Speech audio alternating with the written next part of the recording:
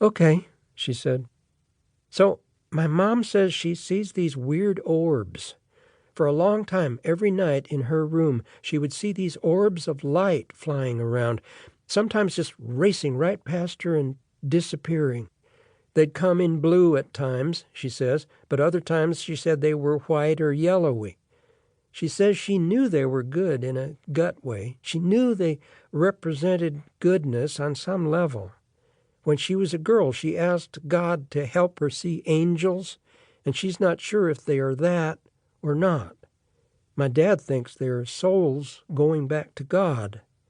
He insists angels have wings, but I think that is just a symbol, the way we say God has hands or eyes. He can't see them anyway. Nowadays, it's not even every night she sees them, though. She says she'd grown fond of the little guys. She misses them. She topped off my coffee again. Do you think it was real? She asked. This is just the kind of thing I love. I told her about the summer I tried to make myself see visions in the dome I'd built on the parish grounds. I had to backtrack some to tell her about the construction of the geodesic dome itself, another one of my projects. Before I moved to the last rectory, they put me in a parish in Crawfordsville. The pastor took pretty good care of me. I think I was too lefty or artsy for his taste, friendship-wise, but he let me work on my projects and left me alone. At that time, owing to a biography of Michelangelo I'd picked up at a garage sale, I was really into domes. With a design I found in the library, I built a large geodesic dome on the grounds, just past the tree line, so no one would have to see it from the rectory. It took me 2 months, and when I was done, I built another one, a little sister dome off to the side, connected to the first by a short hallway. They really are wonders of design. Easy to build, structurally sound, acoustically interesting, and naturally well insulated. I put a workshop in one and used the other as a retreat space where I could get away from the other retired priests and their mind-numbing reruns, gossip, crossword puzzles, and daytime talk shows. I did my metal work in the dome, read, meditated. Some nights I'd fall asleep there and wake up to the sounds of birds and squirrels scuttling across the tiles. I decided I'd try an experiment out there. I'd read a magazine article about these trial runs to cure people's lazy eyes by keeping them in complete darkness for a whole week. After a few days, the subjects began to experience visual hallucinations, flashing lights and mysterious shapes surfacing from the dark. I wanted very badly to know what that was like.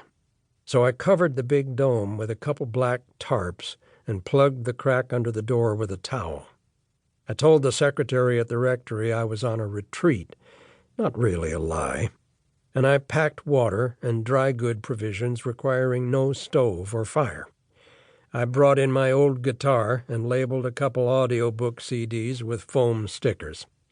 I stayed in there for 4 days, spending most of this time bumping into things and trying not to bump into things. On the 3rd day, while I sat trying to change a guitar string in total darkness, I thought I saw a blue spark in the middle of the room. Static, maybe, but it didn't go away. It floated up, and then I saw a blue hexagon hovering about a yard over my head. I reached out to touch it, but it was too far, or it moved. It began to spin, and then blurred into a circle. The blue was the color of a butterfly wing. The circle shrank into nothing and popped out of existence. I waited for 1 more day in case I'd see something else, but nothing showed up after that. When I came out, my legs were covered in maroon and indigo bruises, weird galaxies up and down my shins. And then, one day, I felt I should stop making stuff out there. I looked around my studio and asked myself if my art had ever fed anyone. No, it hadn't. Had it ever clothed anyone? No, with the exception of a coat I'd made for my nephew, which was more of a craft project. Did it ever comfort the sick or the imprisoned? Probably not. I gave away my tools and equipment to a stoner college kid I met at the art supply store. I thought about dismantling the domes, too, but I couldn't bring myself to do it. They might still be there for all I know, but my guess is someone's taken them apart.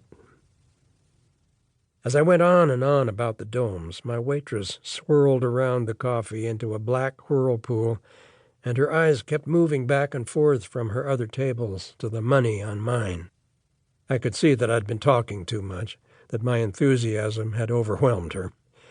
I was a weird old man, monologuing his dull dreams. I wrapped up my story as quickly as I could. I'm sorry, I'm rambling. I slid her the 2 5s and immediately felt that this, rather than subtracting from my creepiness, only added to it. She left the bills there, the twin Lincolns inspecting the withered slug of a straw wrapper.